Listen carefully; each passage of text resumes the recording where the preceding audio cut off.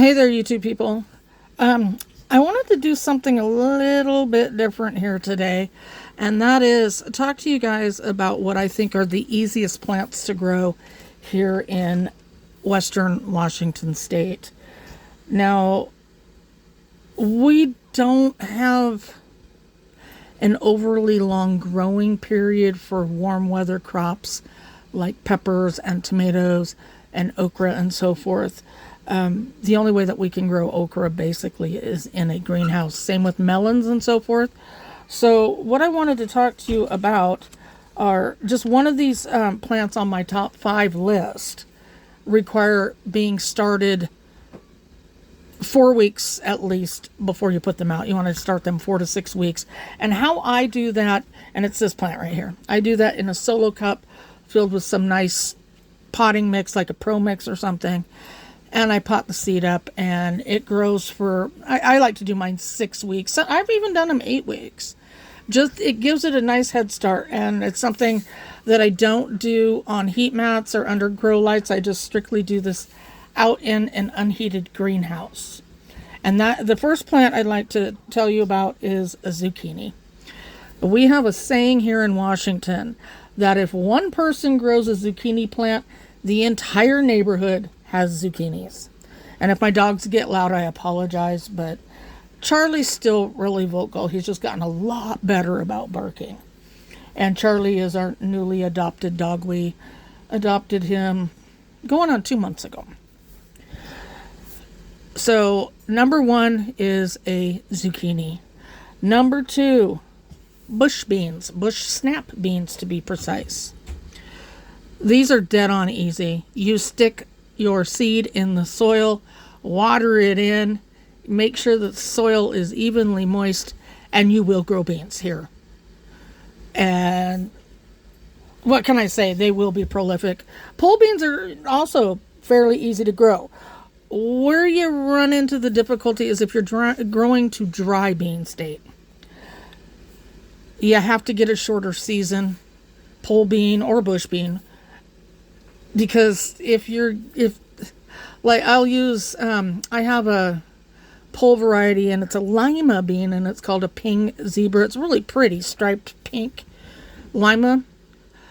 And I don't know as I can get it to a full dry state until I get my greenhouses put up, and then I could probably do it.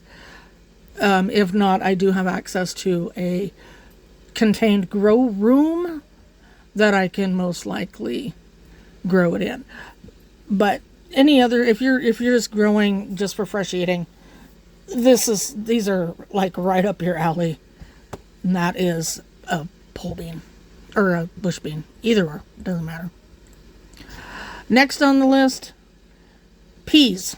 And it doesn't matter if it's a snow pea, a sugar snap pea, or a shelling pea. They are dead on easy to grow. I like to see, and I seed mine in directly. Now you see all these things, oh, soak your bean seeds and your pea seeds for 24 hours.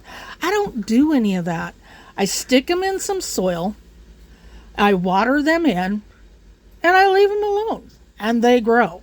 And they're prolific for me. And that is all I do. I don't even fertilize my peas at all during the growing season. I don't find it necessary. So, again, it doesn't matter what kind of pea it is. Stick it in some soil here in Western Washington State, and that sucker's going to grow for you. No problem whatsoever. Beans and peas. A lot of people think that tomatoes are my garden jam. No, they're really not. This is my number 1. I love to grow peas. I grow many different kinds every single year. Charlie, be quiet. Many different kinds. I've got actually 10 buckets out there, so I know at least every year I'm going to grow 10 different kinds. But then I also get the little dwarf peas, and I tuck those in the raised beds just willy-nilly. It doesn't matter. I grow a lot of peas. We like them. So, yeah, peas, great thing to grow. Moving on from there, this is a nasturtium. Nasturtium is another one of those uncomplicated plants that are dead on easy to grow. Again, you stick the seed in some soil, and you let it grow. These also could benefit from being started in an unheated greenhouse early and then transplanted. You have to be careful, however. They don't really like their roots messed with. I have, I think, close to 40, if not 40, different nasturtium varieties in my personal seed bank. These are my all-time favorite flower. The entire thing is edible. People don't realize that these are a superfood. They are a food crop. A lot of times people will transplant these being a trap crop, and by that I mean they lure the pest insects to them and they'll eat those and they'll leave your food crops alone. But these are also a food crop.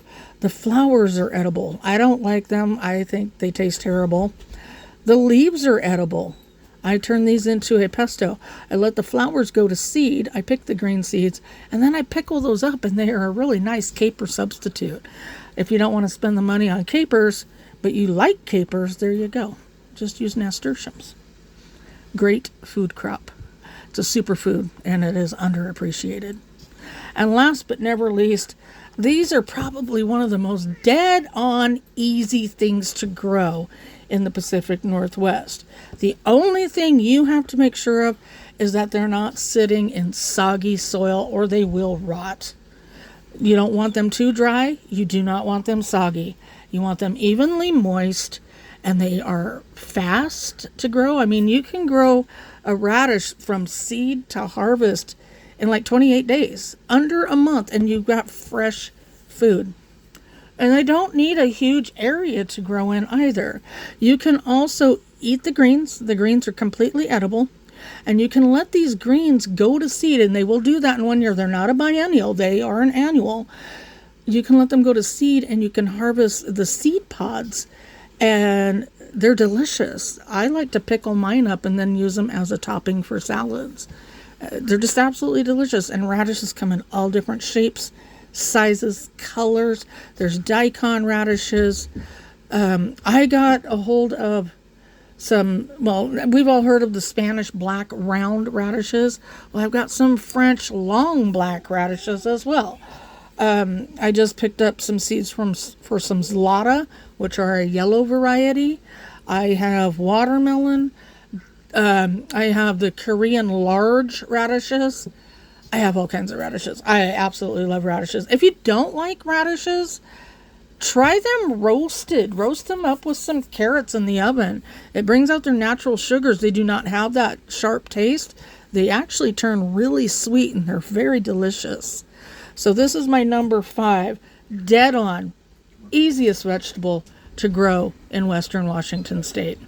If you like this type of content, give me a thumbs up, leave me a comment below, and make sure you're subscribed. And with that, stay tuned.